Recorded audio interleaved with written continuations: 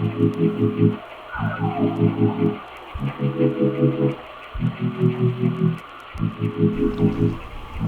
morning. It's 4:20 a.m. and yeah, woke up half an hour ago. The night was average. I wasn't really able to sleep. I sweated a lot for whatever reason, and also was so much going on in my mind that so I just couldn't sleep really. Last night I made a quick change because the weather forecast got worse and worse, and it looks like it will just rain a lot today, so it means a lot of mud. Therefore I decided to put on the mountain bike pedals, even though I haven't ridden on them for a really long time, like months. I might have to walk a bit or clean the bike. But yeah, I think I got everything set up now, and I'm ready to go later. And I have a special suit for today from Maloya, but I will show you that later. Now I will eat this nice bowl of oats with coconut yogurt.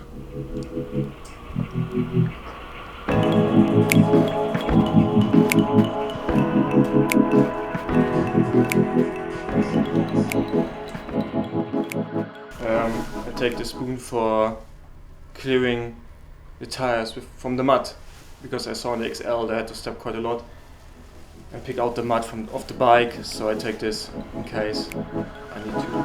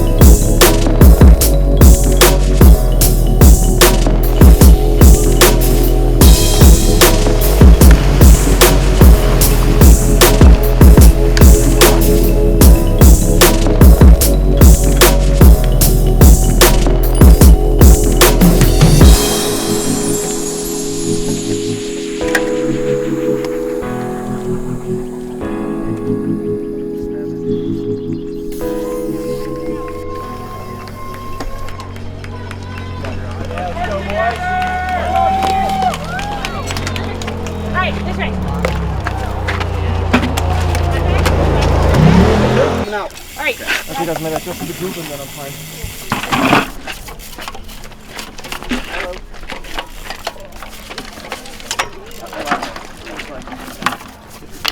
Most everybody else is around the other side? Yep. So you know. Yep.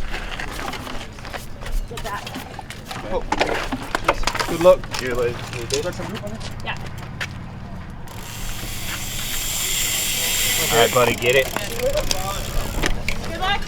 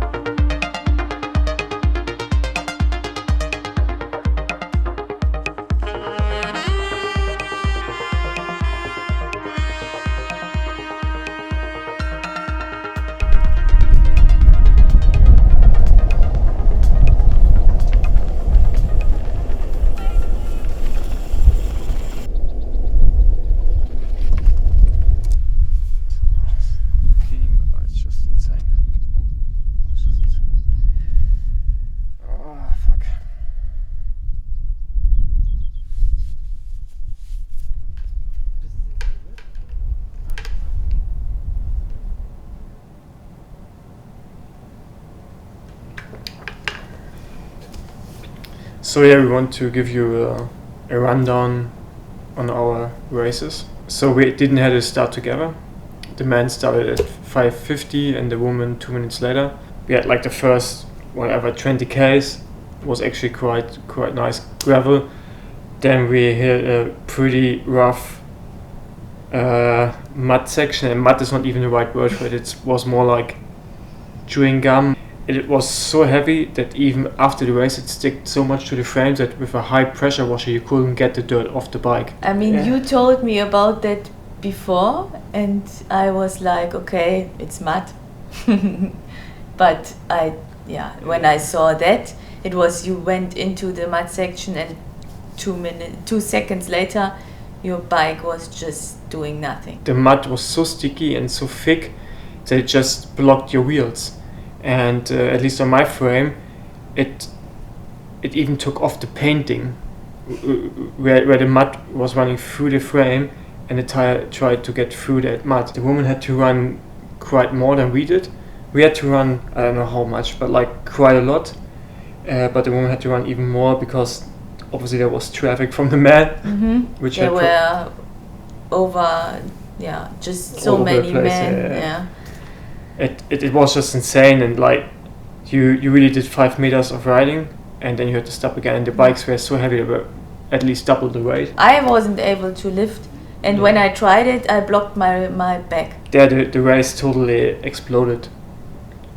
I mean, we have to remember the race was 330 Ks long, and that was after 20 Ks. After 20 Ks basically the decision, or like the pre-decision was made, and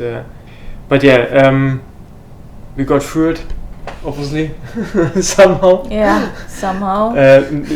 Just as you, I was also lost. I didn't know where I am. After the mud section, I just went on and collected one woman after woman, but I did not know, how many women are in front.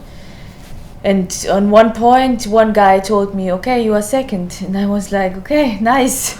I was in a group with like Lawrence Sendam, Stettina, Peter Vakoc. We had to chase the top guys. There were like 7 guys away in the first group and another 7 in the second group. And we were the third group on the road with like more than 2 minutes, almost 3 minutes. But eventually at one point we were able to chase them down. And then we were pretty early on, just a crew of like 10 riders. More and more guys dropped until the first feed zone. There was a bit of like confusion again, as always in Unbound with the feed zone, especially in the men's race. I don't know how it was in the women, maybe a bit clearer, but you were also like all over the place. I think you were not together, but some guys did just fly by, so they didn't stop, they just got their stuff in the feedback. And I didn't know that because my pickup point for my Evoc bag was like a bit earlier in the feed zone. So I didn't know where I am, so which position, and if the other guys have left, and until I realized they already have left, I got already a gap of like 1.5 minutes, which I had then to close down full gas. And then I pushed on, and finally I was able to catch the first woman, Sofia de Villa and Gomez Villafan, and then we were together.